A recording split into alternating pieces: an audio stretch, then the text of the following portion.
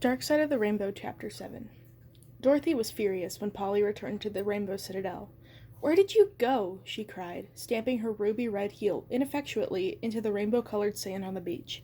"You keep disappearing without telling me anything." For the first time, Polly saw that there was more to Dorothy than just a spoiled child.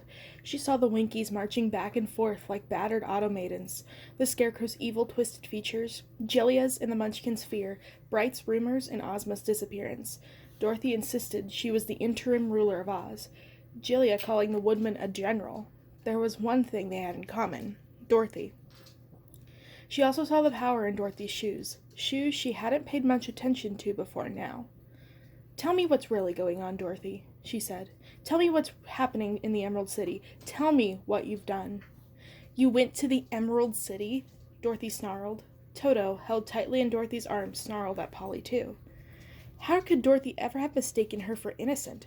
Her face was twisted with rage. Her shoes glowed with magic. Her hands twitched as if she was ready to tear off Polly's head. "How dare you leave me here?" Dorothy shrieked. Polly kept her voice even. This time, she wasn't going to let Dorothy misinterpret her actions into some imagined slight on Polly's part. This time, she saw exactly what Dorothy was doing.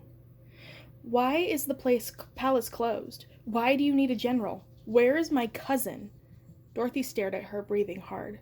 "I told you, Ozma went away." "Where did she go, Dorothy?"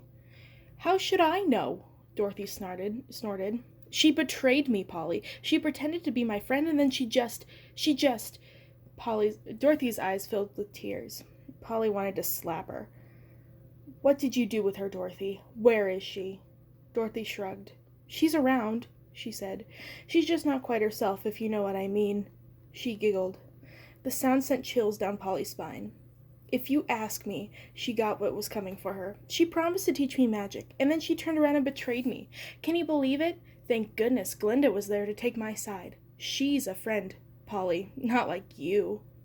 When she went off to take care of her own business, I got lonely. I thought you'd just be like Glinda, sweet and good and beautiful and kind, not some trashy slut who won't share anything." "What does Glinda the Good Witch have to do with anything?" "Oh, Glinda is so good. She's been helping me so much. She's just delightful. She's always looking out for me, you know. She was always on my side from the very beginning. She's the only one who's willing to protect me. Well, her and Tin. But he's so tiresome after a while. All he can talk about are his armies, and me." She giggled again. "He's hopelessly in love with me, and did you know that? It's sort of sweet, but he's also a little disgusting." "Armies?" Polly echoed. "Of course," Dorothy said.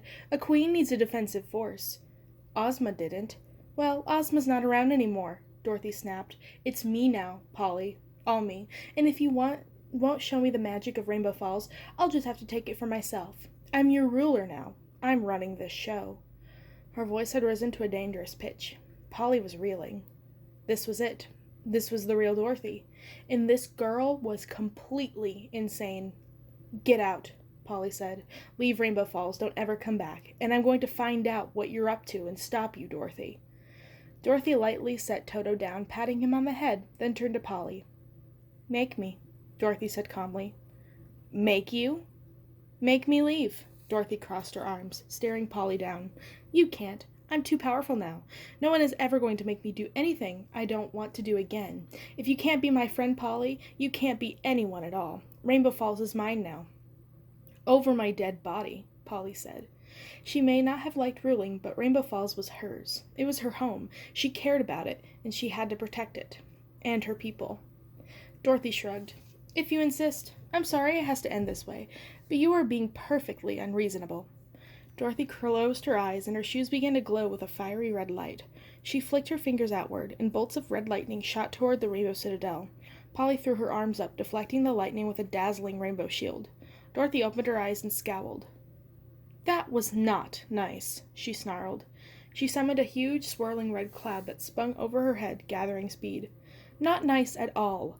She flung her arm in the nearest floating island, and it exploded in a shower of red sparks before Polly could stop her. A tentacle of red mist shot out from the cloud over her head, aiming for Polly. Polly dashed it aside with a blow of mist. It hit the ground with a sizzle, burning its way through the crystal like acid. Dorothy advanced toward Polychrome, her hands held high, Toto growling and barking at her feet. Her red shoes were blazing with magic. With every step she took, she seemed to grow larger. But Polly was no slouch in the magic department herself. Dorothy had a degree of power she'd never seen before, but that didn't mean she was going to win. It was the shoes, Polly realized. The shoes were the source of Dorothy's insane strength. If she could destroy the shoes, she could end this here and now. Rainbow lightning flashed from Polly's fingers, striking the red shoes in a shower of sparks. But somehow they deflected every bolt, as they twisted Polly's own magic against Rainbow Falls. As every bolt landed, it tore apart something else. Islands exploded into rainbow mist, falls evaporated with a humid boom, crystals shattered into flying missiles that sped red-hot through the air.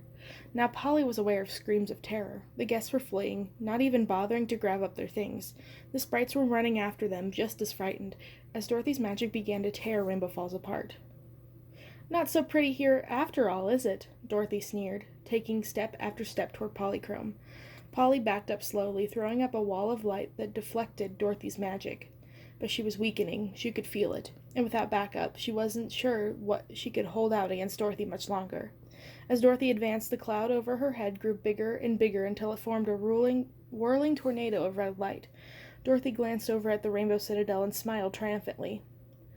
"Say bye-bye to the pretty princess palace," she cackled, pointing. "No!" Polly screamed. "Heathcliff! Heathcliff!"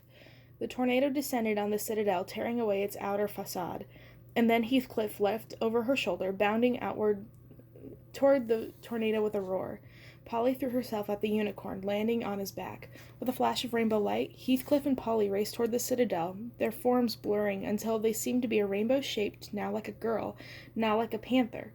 Heathcliff's cardboard horn, which Polly had made to replace the one he'd lost, blazed with a glorious, multi-hued light. And then Heathcliff's horn pierced the tornado Dorothy had summoned.